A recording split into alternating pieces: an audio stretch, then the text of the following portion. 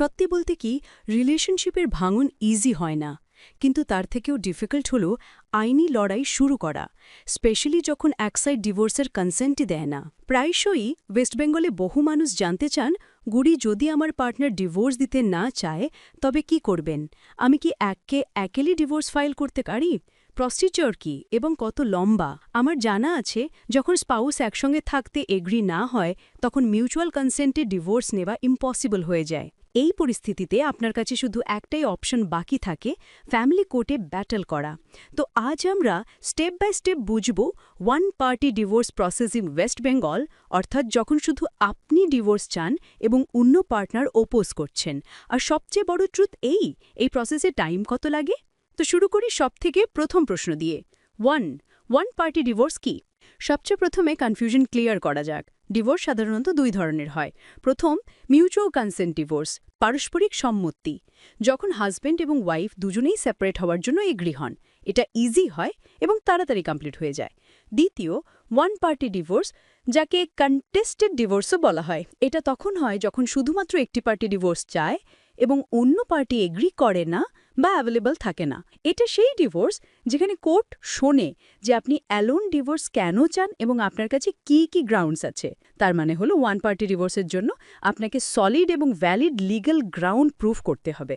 এখন আপনি ভাবছেন গ্রাউন্ডস কি হয়। আপনাকে কোর্টকে শুধু এটা বলা যথেষ্ট নয় যে আপনি এই বিয়েতে খুশি নন এবং এখন একসঙ্গে থাকতে চান না, বরং আপনার ইচ্ছের সাথে সাথে একটি ভ্যালিড লিগ্যাল গ্রাউন্ডও প্রুফ সহ দিতে হবে। তো হিন্দু ম্যারেজ অ্যাক্ট 1955 অনুযায়ী ডিভোর্সের জন্য কিছু গ্রাউন্ডস দেওয়া হয়েছে, যেমন ক্রুয়েলটি, নিষ্ঠুরতা, শারীরিক বা মানসিক টর্চার যা প্রুফ করা যেতে পারে, ডেজার্শন, পরিত্যাগ, যখন স্পাউস আপনাকে কোনো রিজনেবল কারণ ছাড়া ছেড়ে চলে যান এবং এই পিরিয়ড কমপক্ষে 2 বছর হয়ে যায়, অ্যাডাল্ট্রি, ব্যভিচার, যখন স্পাউসের অন্য কারোর সাথে সেক্সুয়াল রিলেশনশিপ থাকে। এছাড়াও যদি আপনার স্পাউস নিজের রিলিজিয়ন বদলে নেন বা কোনো লাইলাজ রোগে আক্রান্ত হন, মানসিক অবস্থা ঠিক না থাকে বা ইম্পর্টেন্ট হন, তো এর মধ্যে যদি কোনো একটিও রিজন থাকে এবং আপনার কাছে এর সলিড প্রুফ থাকে, তাহলে আপনি ডিভোর্স পেয়ে যাবেন। 2, ফ্যামিলি কোর্ট প্রসিজার, 6টি প্রধান ফেজেস। এখন কথা বলি প্রসিজার নিয়ে। কন্টেস্টেড ডিভোর্সের 6টি প্রধান ফেজেস এই রকম। প্রথম, প্রিপারেশন অ্যান্ড নোটিস। আপনি একজন বুঝদার এবং জানকার অ্যাডভোকেট হায়ার করবেন এবং আপনার পার্টনারকে ডিভোর্সের জন্য একটি নোটিশ পাঠাবেন। দ্বিতীয়, ফাইলিং দ্য পিটিশন।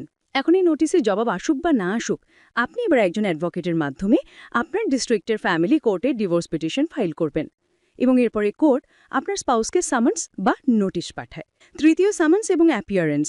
এখন যখন কোর্ট আপনার পার্টনারকে সামান্স পাঠায় তখন 2টি কন্ডিশন হতে পারে। কন্ডিশন 1, নন অ্যাপিয়ারেন্স। যদি সে কোর্টে অ্যাপিয়ার না হয় তাহলে কোর্টটাকে আবার সামান্স পাঠাবে।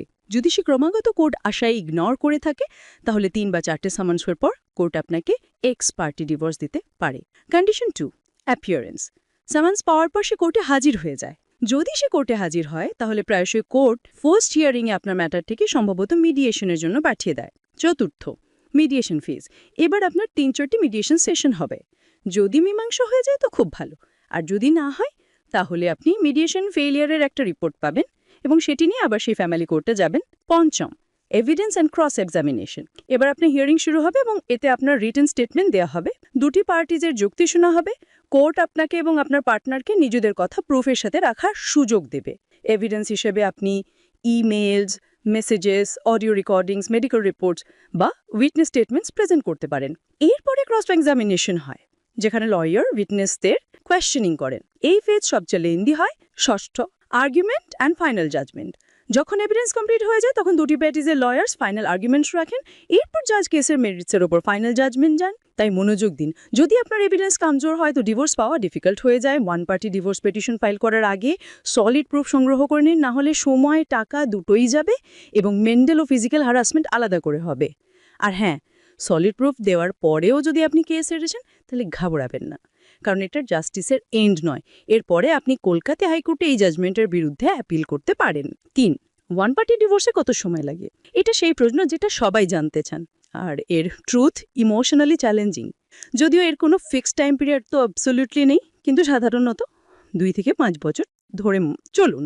দেখুন, আপনার ওয়ান পার্টি ডিভোর্স বা কন্টেস্টেড ডিভোর্সের ভিত্তি আপনার গ্রাউন্ডসের ওপর নির্ভর করে।